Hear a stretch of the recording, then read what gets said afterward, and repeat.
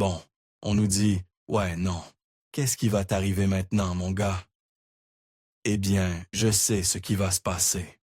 On va juste aller en prison, évidemment, encore une fois. Wow, as-tu fait quelque chose à quelqu'un d'autre? Ouais. Qu'as-tu fait? J'ai tué 4 personnes. C'est à cet instant précis que la petite ville de Killymarsh, au Royaume-Uni, allait être témoin de son premier meurtre. Un crime si brutal qu'il entraînerait l'une des peines les plus sévères jamais prononcées sous la loi britannique. Ouais. T'es-tu poignardé, mon gars? Je vois du sang sur tes mains. Ouais. Ailleurs. Juste ma poitrine. 4 pouces enfoncés avec un couteau à pain. On peut regarder? Ouais. Un sur le ventre. Je ferais mieux de me battre. D'accord, tu veux? Ouais. Non, non. Reste là. Reste là. Rencontrer Damien Bendel, un homme violent, avec un passé glaçant, et un casier judiciaire qui s'étend sur plus d'une décennie. Au moment où ces images de caméras corporelles ont été enregistrées, il n'était pas seulement un nom familier pour les forces de l'ordre. Il était un signal d'alarme ambulant, mais rien, absolument rien, n'aurait pu préparer quiconque aux horreurs qu'il s'apprêtait à déchaîner. Ce qui deviendrait son dernier jour en tant qu'homme libre, Bendel commit un crime si tordu, si profondément troublant, qu'il grava son nom dans l'infamie comme l'un des criminels les plus haïs du Royaume-Uni. Ce qui rend cette affaire encore plus effrayante, ce n'est pas seulement la brutalité pure de ce qu'il a fait, mais les nombreux signaux d'alarme qui ont été ignorés tout au long de son parcours. Comment un homme avec un passé aussi violent a-t-il pu passer à travers les mailles du filet encore et encore? Comment le système a-t-il échoué à protéger les innocents et qui en a payé le prix ultime? Dans cette vidéo, nous levons le voile sur la vie monstrueuse de Damien Bendel, les vies innocentes qu'il a brisées et le chemin glaçant qui a conduit à ce jour tragique. Nous avons couvert d'innombrables affaires troublantes, mais celle-ci, elle est à un autre niveau. Et croyez-moi, une fois que vous connaîtrez toute l'histoire, vous comprendrez pourquoi. Ce sont les enfants les plus polis que vous puissiez rencontrer. De nos jours, les enfants, si bien élevés, ils se souviennent toujours de leur manière, toujours « s'il vous plaît » et sans me merci. Pour cette histoire, nous devons nous rendre dans la paisible ville de Killomarsh, une petite communauté soudée dans le Derbyshire, en Angleterre, le genre d'endroit où les gens laissent leurs portes déverrouillées, où les enfants font du vélo jusqu'au coucher du soleil, et où la plus grande nouvelle pourrait être l'ouverture d'un nouveau magasin ou la victoire de l'équipe de football locale. Mais un dimanche matin paisible, en septembre 2021, cette image de paix s'est brisée d'une manière que personne n'aurait pu imaginer. C'était le 19 septembre, un dimanche comme les autres, jusqu'à exactement 7h26 du matin, lorsque les services d'urgence ont reçu un appel glaçant. À l'autre bout du fil, un homme nommé Damien Bendel. Sa voix n'était pas paniquée, pas tremblante, embure en fait, étrangement calme, comme s'il signalait une vitre cassée ou un accident de voiture. Il a dit « Bâtéon, j'ai besoin de la police et d'une ambulance maintenant, parce que j'ai tué 4 personnes. D'accord? Reste en ligne, suis-moi. » Killomarsh n'est pas une grande ville. En seulement 14 minutes après cet appel, les officiers de police arrivaient déjà devant la maison. Et il était là, Damien Bendel lui-même, debout devant la propriété. Il avait l'air désordonné, hébété, vêtu d'un trench coat, avec du sang visible sur ses mains et sa poitrine. Encore une fois, il n'agissait pas comme un homme qui venait de commettre un crime indicible. Il était calme, coopératif, troublant de l'être. « As-tu quelque chose sur toi que tu ne devrais pas avoir? » « Non, pas d'arme, ou quoi que ce soit. »« D'accord. Veux-tu ouvrir ton manteau? T'es-tu armé? Ouais? T'es-tu poignardé?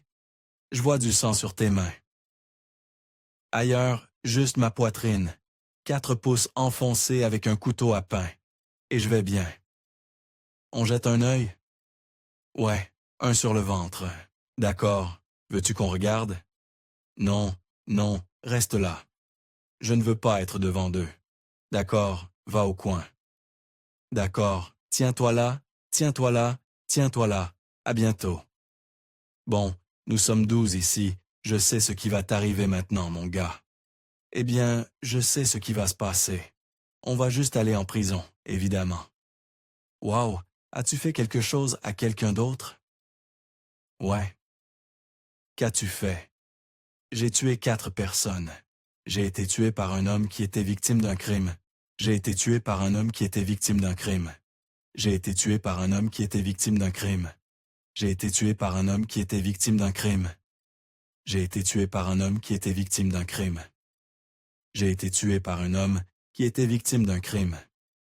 J'ai été tué par un homme qui était victime d'un crime. J'ai été tué par un homme qui était victime d'un crime. J'ai été tué par un homme qui était victime d'un crime. 2 autres jeunes vies ont été perdues. Lacey Bennett, 11 ans, et sa meilleure amie, Connie Gent, qui était restée pour une soirée pyjama. Les 4 ont été brutalement assassinés. Les filles étaient si jeunes, si pleines de vie, à peine au début de leur chemin dans le monde. Et tout cela leur a été arraché en une nuit d'horreur. Damien, il est 7h47. Je vous arrête pour suspicion de meurtre. Vous n'êtes pas obligé de dire quoi que ce soit, mais cela pourrait nuire à votre défense. Vous ne mentionnez pas, lors de l'interrogatoire, quelque chose que vous pourriez invoquer plus tard au tribunal. Et ce que vous direz pourra être utilisé comme preuve. Votre arrestation est d'un des nécessaires pour vous protéger du danger, pour empêcher votre disparition, pour une enquête rapide et efficace. D'accord, on va vous faire lever. On va vous mettre à l'arrière de la camionnette. Après l'arrestation de Damien Bendel, les officiers sont entrés dans la maison et ont été confrontés à une scène tout droit sortie d'un cauchemar. Le sang n'était pas confiné à une seule zone. Il était partout, étalé sur les murs, imbibé dans les sols, lourd dans l'air. Il était immédiatement clair que ce qui s'était passé à l'intérieur n'avait pas été rapide ni silencieux. C'était brutal et frénétique. Un marteau à griffes a été retrouvé à proximité, considéré comme l'arme principale utilisée. Et dans la cuisine, un couteau à pain ensanglanté ajoutait à l'horreur. Cet incident n'a pas seulement secoué la petite ville tranquille de Kilomarsh. Il l'a brisée. Je veux dire, c'était le genre d'endroit où les gens laissaient leurs portes déverrouillées. Les enfants jouaient librement dans les rues et tout le monde se connaissait plus ou moins. Les crimes violents, pratiquement inexistants. En fait, avant cela, aucun meurtre n'avait été enregistré dans l'histoire de la ville. Alors, quand la nouvelle s'est répandue que 4 vies avaient été prises en une seule nuit, c'était comme si toute la communauté avait été percutée par un train de marchandises. Personne ne pouvait y croire. Comment quelque chose d'aussi horrible pouvait-il se produire dans leur jardin? Mais à mesure que les détails se dévoilaient, le chagrin s'approfondissait. Ce n'était pas juste une affaire tragique et simple. C'était compliqué, tordu et bien plus troublant que quiconque n'était préparé à l'entendre. Et ce qui rendait cela encore plus difficile à accepter. Le foyer n'était pas une famille typique. Aucun des enfants n'était en réalité lié à Damien Bendal, l'homme au centre de tout cela. Sa relation avec Terry Harris, la mère de 2 des enfants, n'avait commencé que quelques mois plus tôt. Elle était encore nouvelle, encore en développement, et Connie Gent, l'une des victimes, ne faisait même pas partie de la famille. Elle passait juste la nuit avec sa meilleure amie Lacey. Une simple soirée pyjama innocente s'est transformée en quelque chose d'absolument inimaginable.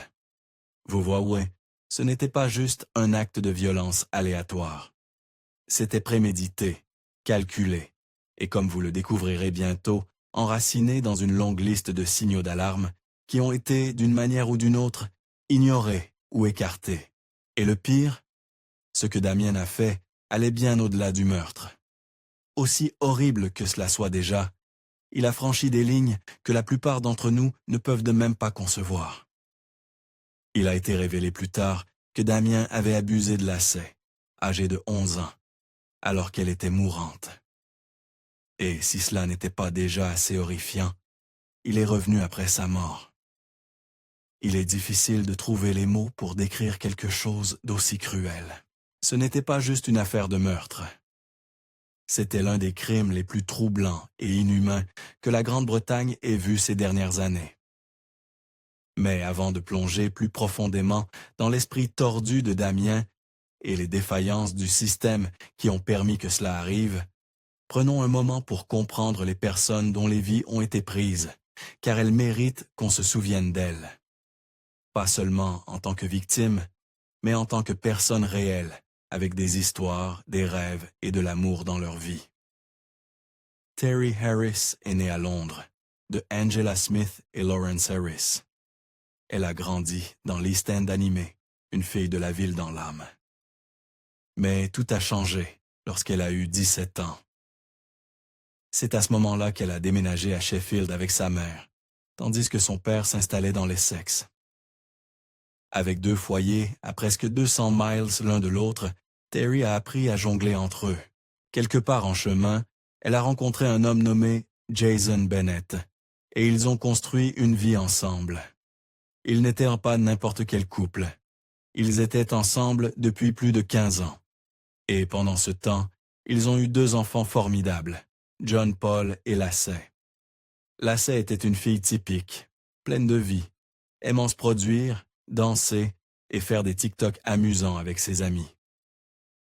Elle était toujours pleine d'énergie, toujours souriante. Son frère aîné, John Paul, était plus calme, plus posé, mais avait un cœur immense. Il aimait profondément sa famille et était le genre d'enfant qui vous apaisait rien qu'en étant près de lui. Les 2 enfants fréquentaient l'Outwood Academy City School et étaient très appréciés et réussissaient bien scolairement. Terry était le genre de mère dont tous les enfants rêvent. Elle donnait tout pour ses enfants, que ce soit pour l'école, les cours de danse ou simplement des câlins sur le canapé. Elle était là, et ce n'était pas seulement parce qu'elle était leur mère.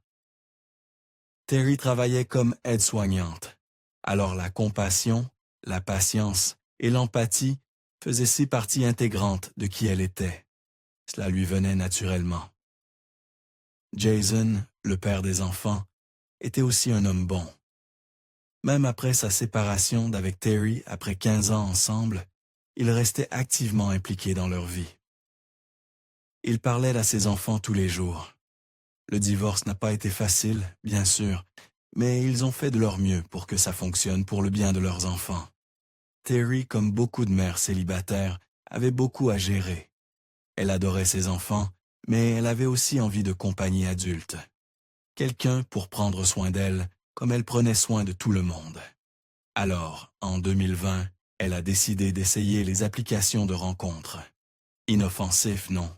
Juste une manière moderne de rencontrer quelqu'un. C'est alors qu'elle a croisé le chemin de Damien Bendal. Maintenant, avec le recul, il est facile de demander « Pourquoi lui ?»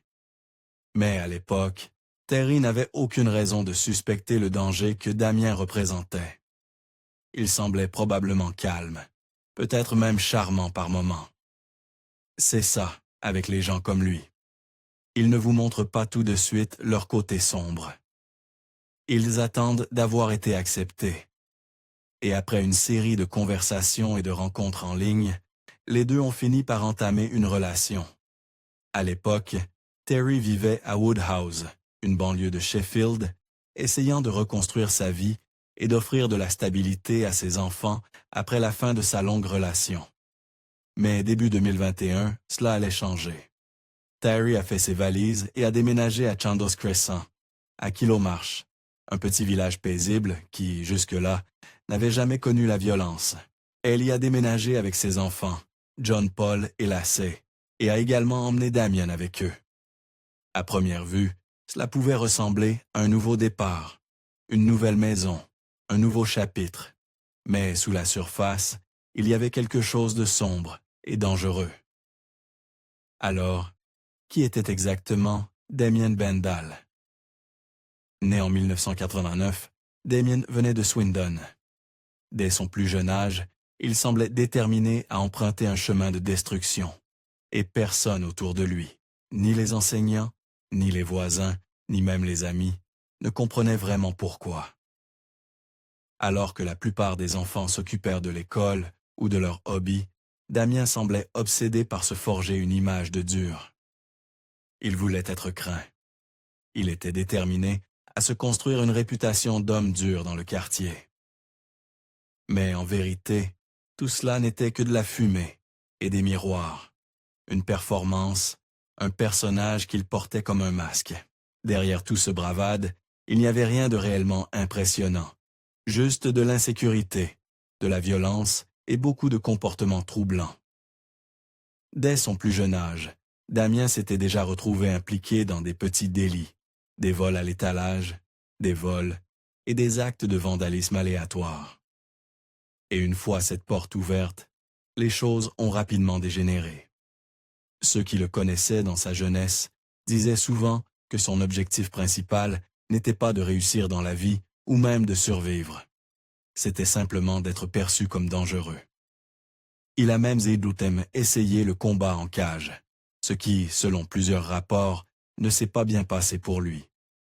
Il échouait plus souvent qu'il ne réussissait, mais il s'accrochait toujours à ce personnage agressif. Il avait « True Blue » tatoué sur ses phalanges, le célèbre slogan du Chelsea Football Club, mais ironiquement, bien qu'il se prétendait grand fan, il n'avait jamais assisté à un match de Chelsea en direct. Tout cela n'était qu'une façade. Encore plus troublant, il avait apparemment des tatouages liés aux nazis sur les jambes.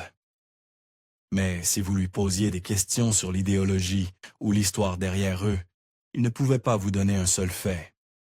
Il n'y avait aucune conviction réelle derrière ces symboles. C'était juste une partie de la performance, un costume pour le rôle de mauvais garçon qu'il voulait désespérément jouer. Selon plusieurs personnes qui le connaissaient à Swindon, Damien se vantait également d'avoir tué le chien d'un ami, disant que lorsqu'elle n'avait pas les moyens de le faire euthanasier, il s'était proposé de le faire lui-même, avec une brique. Espérons, pour l'amour de Dieu, que ce n'était qu'un de ses mensonges. Mais plusieurs personnes autour de lui affirment que cela s'est réellement produit. C'est là que les choses prennent une tournure glaçante. Parce que torturer ou tuer des animaux, ce n'est pas juste de la cruauté. C'est un signe avant-coureur, bien documenté, de violences futures, surtout dans les cas de comportements criminels extrêmes. Et il ne s'est pas arrêté là. On dit qu'il prenait aussi plaisir à torturer des chatons. Encore une fois, ce ne sont pas des rumeurs murmurées en passant. Ce sont des choses qui revenaient sans cesse quand on examinait son passé.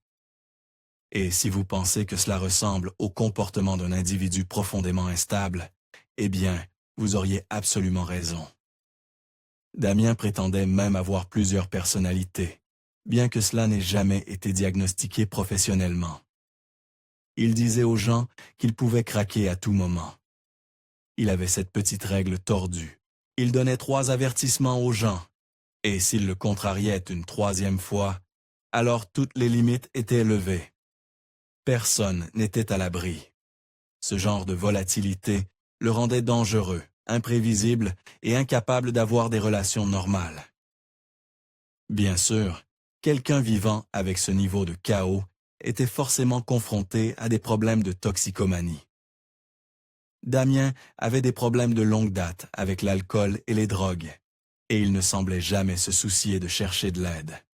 Ses habitudes le contrôlaient, et à cause de cela, il était toujours soit en difficulté, soit au bord du précipice. Au fil des ans, son casier judiciaire s'est accumulé comme dans un film. On parle de tentatives de vol, vol à main armée, agression, possession d'armes et coups et blessures graves.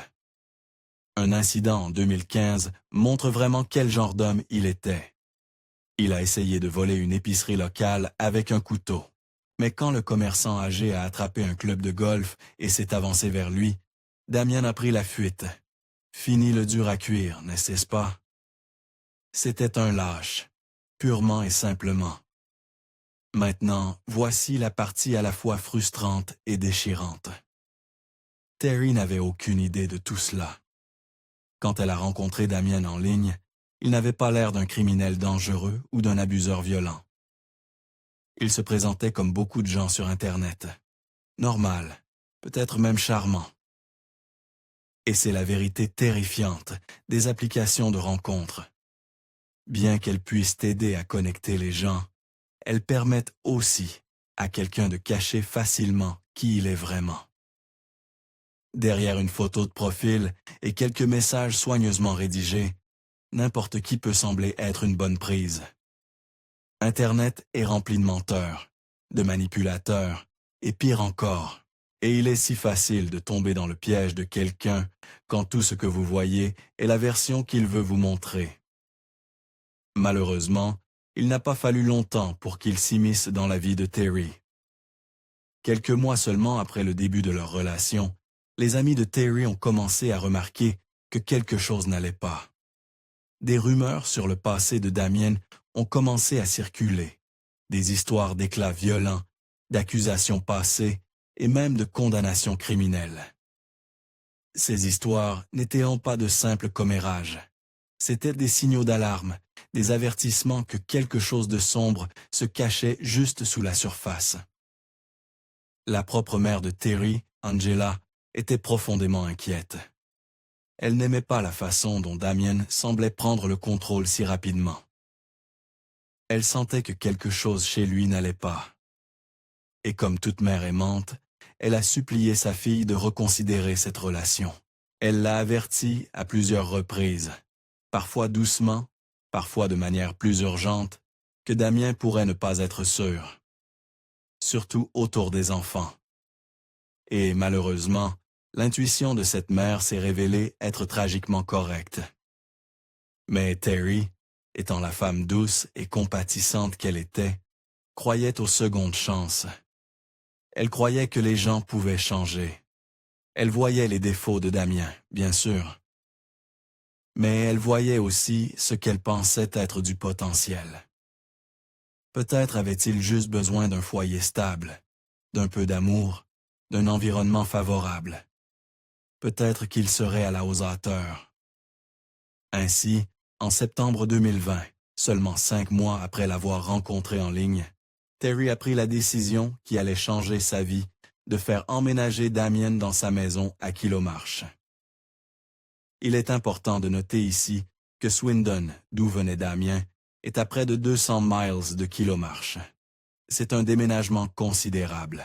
Et pour quelqu'un que vous venez de rencontrer sur Tinder, c'est le genre de décision qui, avec le recul, semble rempli de signaux d'alarme. Mais Terry n'était pas naïve. Elle était pleine d'espoir. Elle venait d'apprendre qu'elle était enceinte, et à ce moment-là, cela semblait probablement être une raison d'espérer. Peut-être que cet enfant donnerait à Damien une raison de devenir responsable.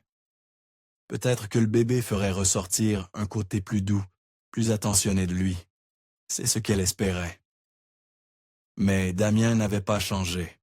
Loin de là. Ses problèmes étaient même profonds, bien au-delà de ce que Terry pouvait réparer avec de l'amour et de la gentillesse. Même pendant son séjour en prison, il avait été un désastre. Ses co-détenus le décriraient plus tard comme étant constamment défoncé, à peine fonctionnel, et complètement perdu dans le brouillard des drogues synthétiques comme le Spice. Pour ceux qui ne savent pas, le Spice est un cannabinoïde synthétique bon marché, accessible et extrêmement dangereux. Il a fait des ravages au Royaume-Uni, en particulier dans les prisons, et Damien en était l'un des consommateurs les plus chaotiques. Ainsi, quand Damien a emménagé dans la maison de Terry à Kilomarsh, il n'arrivait pas avec une ardoise propre. Il arrivait sous une lourde surveillance. À l'époque, il était déjà en liberté conditionnelle, pour des délits liés à des incendies criminels. Il était censé se présenter à un officier chaque semaine. Mais en plus de cela, il devait porter un bracelet électronique à la cheville et respecter un couvre-feu strict, ce qui signifiait qu'il ne pouvait pas quitter la maison sans permission. Mais ce qui était vraiment glaçant, c'est le fait qu'on lui ait permis d'être libéré sous caution dans une maison où vivaient 2 jeunes enfants. Ni John Paul ni Lacey n'étaient liés à lui. Pourtant, personne du service de probation ne semble avoir sourcillé. Personne n'a demandé si c'était une idée sûre. Il est intervenu, et franchement, comment cela n'a-t-il pas été signalé reste l'une des négligences les plus troublantes de toute cette tragédie. La condamnation pour incendie criminel pour laquelle il était en liberté conditionnelle. Juste un autre moment de comportement irresponsable sous l'influence de drogue dure. Au fil des ans, Damien était devenu fortement dépendant d'un cocktail de substances. Il disait aux gens qu'il était clean. Il disait à Terry qu'il changeait. Mais comme la plupart des choses avec lui, c'était un mensonge. Et tragiquement, sa consommation de drogue deviendrait impossible à cacher un jour d'horreur. Samedi, le 18 septembre 2021. Ce week-end-là, le foyer Harris Bendall était en effervescence.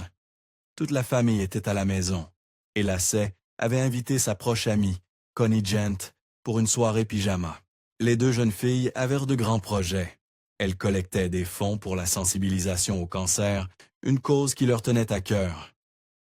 Alors, elles ont passé la journée à faire des gâteaux et des sucreries, excitées à l'idée de les vendre au parc. C'était le genre d'activité saine et innocente qui vous fait croire en la bonté du monde. Et ce jour-là, quelqu'un a pris une photo des filles, souriant vivement, pleine d'espoir et de joie. Ce que personne ne savait alors. Ce que personne n'aurait pu savoir, c'est que ce serait la dernière photo jamais prise d'elle vivante. Quelques heures seulement après que cette dernière photo a été prise, tout allait s'effondrer.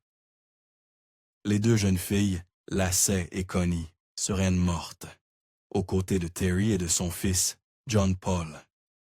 Et la raison derrière cette tragédie horrible est entièrement due à Damien Bendall.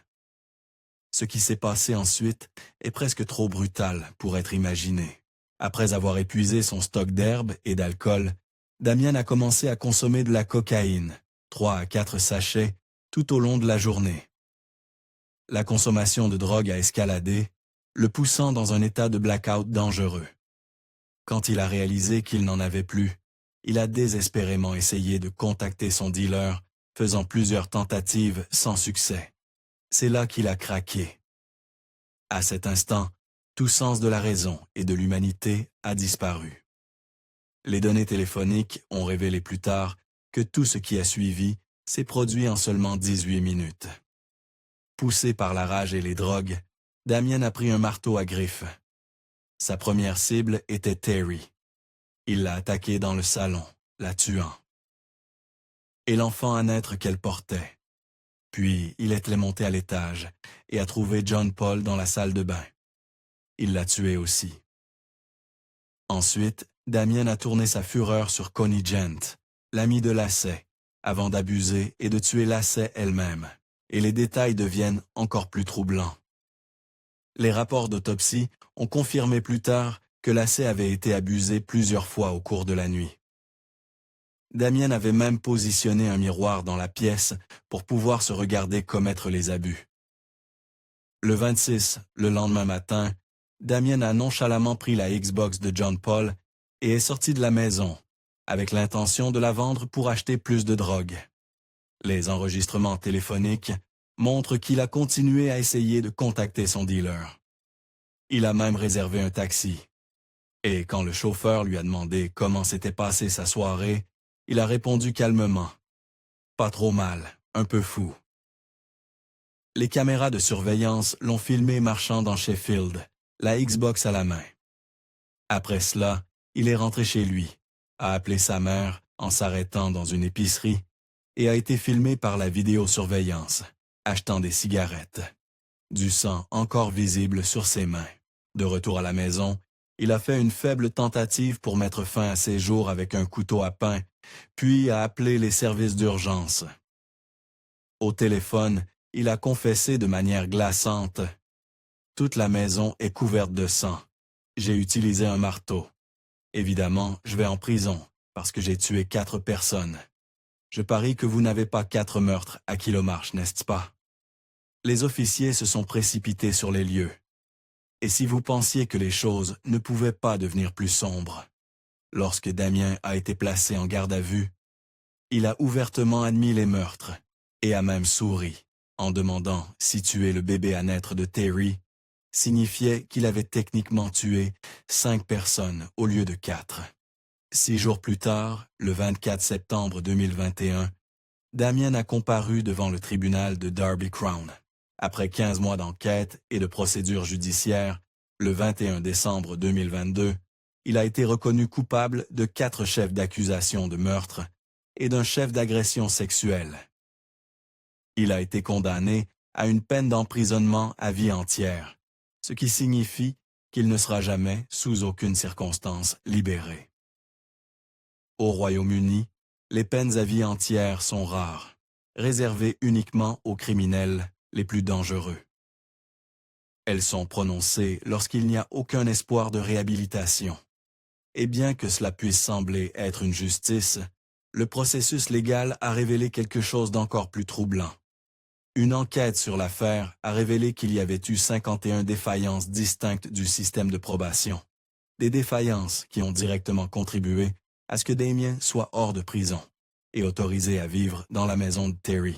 Il avait autrefois été accusé d'avoir eu une relation inappropriée avec une fille de 16 ans en famille d'accueil, mais cela n'a pas été correctement enregistré dans son dossier. Plus alarmant encore, lorsqu'il a ouvertement menacé de tuer sa partenaire et ses enfants si les choses lui tournaient de mal, l'officier surveillant son bracelet électronique n'a pas signalé cela. Si cette menace avait été documentée, Damien n'aurait jamais été autorisé à rester dans la même maison. Une autre erreur clé. Son niveau de risque a été marqué comme moyen au lieu de élevé. S'il avait été correctement évalué, sa précédente peine avec sursis pour incendie criminel l'aurait probablement conduit derrière les barreaux, le tenant loin de Terry et de sa famille. Les officiers de probation impliqués dans l'affaire ont admis plus tard qu'ils étaient surchargés de travail et en sous-effectif. Certains ont même avoué n'avoir examiné que 2 des 10 rapports de fonds disponibles sur Damien. À cause de ces graves négligences, un officier a été licencié pour faute grave. Bien que les véritables victimes soient Terry, John Paul, Lacey et Connie, ce sont leurs familles qui portent maintenant le poids insupportable de cette perte. Les parents de Terry, Angela et Lawrence étaient dévastés et furieux. Lorsque les conclusions de l'enquête ont été rendues publiques, ils ont publié une déclaration puissante. Le service de probation a échoué à protéger et à garder notre famille en sécurité. Ils sont maintenant partis. Cela ne doit plus jamais arriver. Pendant de nombreuses années, ils ont échoué à protéger les femmes et les enfants, à risque de violence de la part d'hommes violents, avec un historique d'abus domestiques. Le coroner principal, supervisant l'affaire, n'a pas mâché ses mots non plus. Dans ses remarques, il a critiqué le service de probation pour avoir tenté de blâmer leur échec sur la pandémie de COVID-19. Il a déclaré que la pandémie n'expliquait pas la totalité des actes, omissions ou défaillances du service de probation. Le service lui-même a finalement admis qu'il avait échoué à presque tous les niveaux. Ils se sont engagés à réformer leur système défaillant et pour aider à cela, le gouvernement a approuvé un financement supplémentaire de 5 millions de livres par an, mais avec des conditions strictes. L'argent doit être utilisé pour améliorer l'infrastructure et former les officiers de probation à un niveau plus élevé. Mais comme nous le savons tous, pour ces 4 victimes innocentes, cette promesse est arrivée bien trop tard. Jason Bennett, le père de Lacey et John Paul, a partagé plusieurs vidéos déchirantes sur les réseaux sociaux, montrant à quel point il aimait ses enfants et à quel point la douleur de les perdre a été insupportable. Son chagrin était brut, honnête et inimaginable. Il offrait au monde un aperçu du cœur brisé d'un père qui avait tout perdu de la manière la plus brutale. Rire. À la suite de la tragédie, les voisins ont placé une plaque commémorative sur un arbre devant la maison familiale. Elle disait, là où les anges chantaient et jouaient. Envolez-vous haut, petits anges. La maison elle-même est restée abandonnée. Personne ne voulait vivre dans un lieu marqué par tant de chagrin et de violence. Finalement, elle en a été barricadée pour de bon. Même les voisins dans la maison mitoyenne ont déménagé, incapables de supporter l'horreur inimaginable. Maintenant, je veux avoir votre avis. Pensez-vous que Damien, après que tout le monde ait déménagé, le conseil de Sheffield a pris la décision finale de démolir tout le bâtiment? À sa place se trouve maintenant une extension du parc voisin, un espace vert paisible, un lieu de repos tranquille, là où se dressait autrefois une maison remplie d'une horreur inimaginable. Maintenant, je veux avoir votre avis.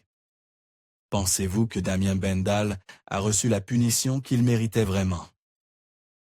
Ou ressentez-vous qu'il manque encore quelque chose? Partagez vos pensées dans les commentaires ci-dessous. Si vous êtes arrivé jusqu'ici, assurez-vous de regarder la vidéo suivante. Je pense que vous l'apprécierez. Merci encore d'avoir regardé.